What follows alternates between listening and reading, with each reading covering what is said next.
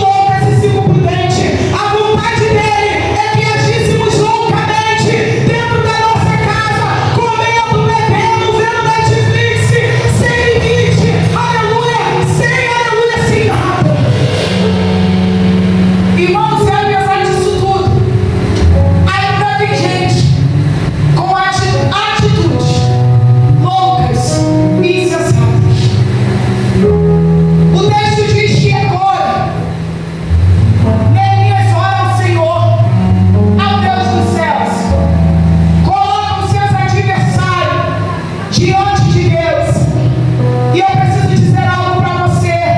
O nosso adversário não é problema nosso, é problema de Deus. O nosso problema é só orar. Aleluia, a nossa parte é só orar. Aleluia, a parte de agir é com Deus. Aleluia. O texto diz, aleluia. Porém nós oramos ao nosso Deus e pusemos uma guarda contra eles, de dia e de noite, por causa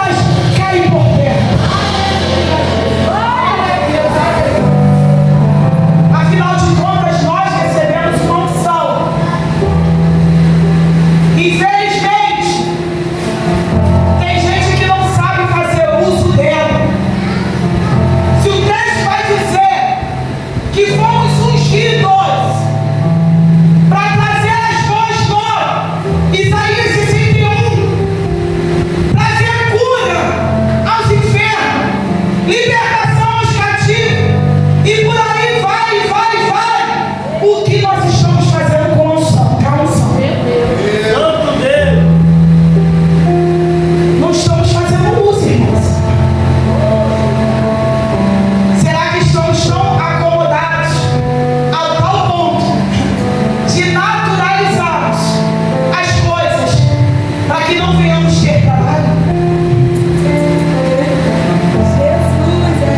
Glória a Deus! Porque ninguém hoje quer mais ter trabalho, pastor Jorge. É mais fácil levar para o pastor Jorge, né, pastor?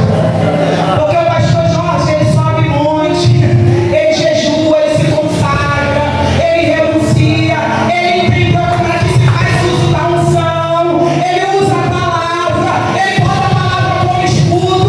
Aí eu começo, aleluia, a enxergar o pastor Jorge como um grande homem de Deus, capacitado para fazer aquilo que o Senhor me deu como responsabilidade.